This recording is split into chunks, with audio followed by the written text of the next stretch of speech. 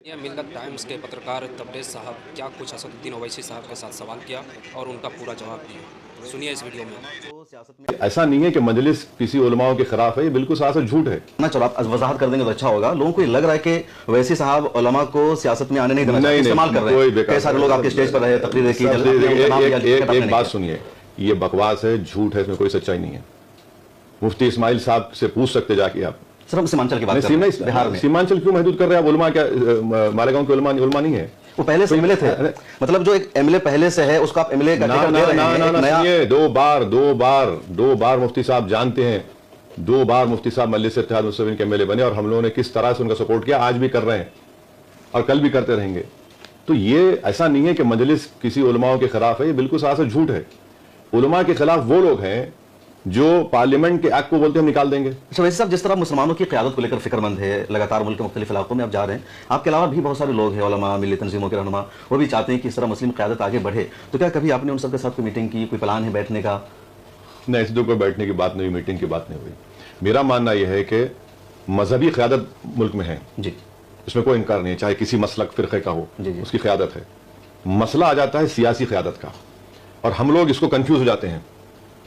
देखिए, मजहबी क़यादत हमारी है, बराबर है, हमारे उलमा इकराम मजहब को सियासत से अलग नहीं, मैं नहीं अलग कर रहा हूँ। मैं ये कह रहा हूँ कि मजहबी क़यादत है जी, और माशाल्लाह है, हम उनकी इज्जत करते हैं।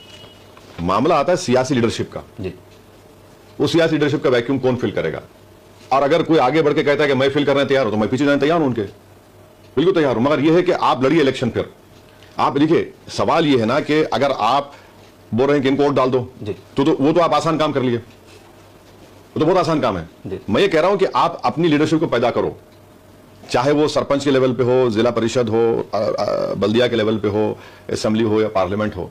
आसान काम नहीं है, जरूर मुश्किल काम करना तो पड़ेगा ना। वो चाहते बस एक विजन क्लियर हो, साथ बैठे, लीडरशिप वैसे साहब के हाथों में रहेगी। मैंने देखिए, ये गलत फहमी है किसी को। लीडरशिप का सवाल नहीं है, मैं ये कह रहा हूं कि आप अपनी सियासी लीडरशिप बनाइए। हम लोग जो है 47 के बाद से लेकर अब तक सबको आपने आजमा कर देख लिया। जिस सरजमीन पर हम बैठे हैं, ट्रिपल तलाक की डिबेट में, पहली ट्रिपल तलाक की डिबेट में मौलाना असराउल्लाह कासमी साहब ने खुद अपनी जबान से कहा कि मुझे बोलने नहीं दिया गया।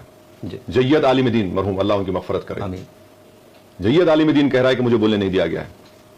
अगर एक आलिम दीन ट्रिपल तलाक के ऊपर ना बोले तो कौन बोलेगा? जो दारुल उलूम देवबंद के रुकने शूरा थे, वहां से फाजिल थे, डिग्री थी उनके पास, आलिम थे, नहीं उन्हें बोले दिया गया। उन्होंने खुद कहा, अब ये तो मैंने नहीं कह रहा हूं ना, खुद कहा। तो फिर अब इसका क्या करेंगे? आप बताइए क्या करेंगे? यूएपीए का कानून लाया गया, आरजेडी सपोर्ट की नहीं की, पूछो आप। आज जो बच्चों का केस सुप्रीम कोर्ट हियर कर रहा है 5-5 साल से जी, आप भी तो शामिल है उसमें। वोटिंग करवाया मैं, ताकि जब तारीख लिखी जाएगी तो मालूम होना कि भाई मैं मुखालिफत का बिल्कुल। नहीं, ये 2019 में वो चिदम्बरम साहब लाए तो उस वक्त भी मैं यूपीए का हिस्सा था, मैं खिलाफ में वोट दिया, मेरी तकरीर है, और उस तकरीर में देख लो जाके, मैंने कहा था इसका इस्तेमाल मुसलमानों पर जो गवर्नमेंट से खिलाफ रहेंगे और दलितों पर होगा। बदबख्ती की बात है, वो सही साबित हो रहा है। चिदम्बरम से होम मिनिस्टर जब कोटा हटाकर इसको आपने अमेंड किया, फिर 2019 में पहले सेशन में अमित शाह होम मिनिस्टर थे, उन्होंने और उसको सख्त कर दिया, एकदम गंदा कर दिया। किसने तायीद नहीं की, बताइए।